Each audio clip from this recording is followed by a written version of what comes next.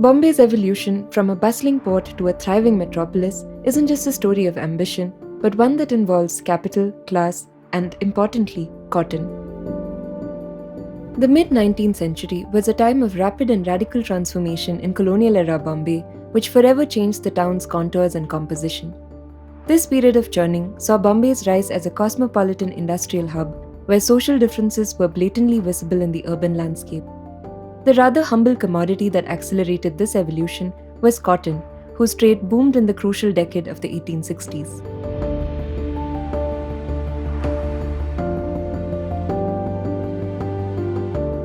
A series of developments brought about the shift. In 1861, the American Civil War cut off the supply of cotton to Great Britain from southern USA, where plantations relied on slave labor. To compensate, raw cotton was sourced from India, where labor was cheap, and the fertile soil and climate suited cotton cultivation. Back in Bombay, the rail, road, maritime, and civic infrastructure had seen an improvement, making the time ripe for large-scale industrialization. Cotton mills were set up in areas like Mahalakshmi, Parel, and Worli, and more than 81 million pounds sterling streamed into Bombay in the span of a few years. Even after the Civil War ended in 1865, the growth kept momentum as Indian entrepreneurs reinvested their profits into the sector. This progress was helped by the opening of the Suez Canal in 1869, which created new sea routes that made trade more efficient.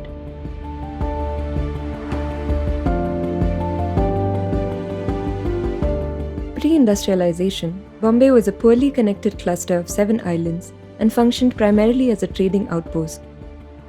The influx of wealth from the cotton boom contributed to major land reclamation and the opening up of space in what was essentially a racially segregated fortified port town. Once that happened, 2 very different enclaves started to take shape. A sprawling town with planned layouts was developed at the southernmost tip of Bombay, where the colonial settlement had been. In areas like Colaba, Fort, and the Esplanade, grand imperial buildings, commercial, administrative, and residential, came up along with public spaces and well-ventilated streets. This town itself was segregated. The Europeans lived towards the south, and prosperous Indians resided along the northern periphery. Even further up north was the native town, where the Indian population lived and where development was unplanned. As the biggest employers in Bombay, the textile mills attracted migrants in large numbers, mainly from impoverished areas in the neighboring Konkan and Deccan regions.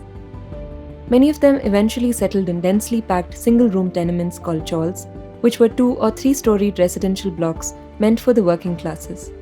The area where these new entrants lived and worked, located largely in present-day central Mumbai, came to be called Girangaon, or the village of mills. While this was a fairly vast area, it's not well documented. We see the state of some chawls in images from the late 1890s, when a devastating plague ravaged Bombay. Evidently, the communal housing solution could not keep pace with the growing migrant population. The chawls ultimately proved overcrowded and unsanitary. Large-scale industrialization, arising from the lucrative trade of cotton, had created a polarized landscape in a pattern typical of colonial cities. As Bombay developed further, this deeply entrenched duality would continue to pose a challenge to city planning and spatial distribution. It would also exacerbate social differentiation. The beginnings of Mumbai's capitalist economy, powered in large part by its now defunct cotton mills, had set the stage for startling contrasts to coexist within the dense urban fabric of India's maximum city.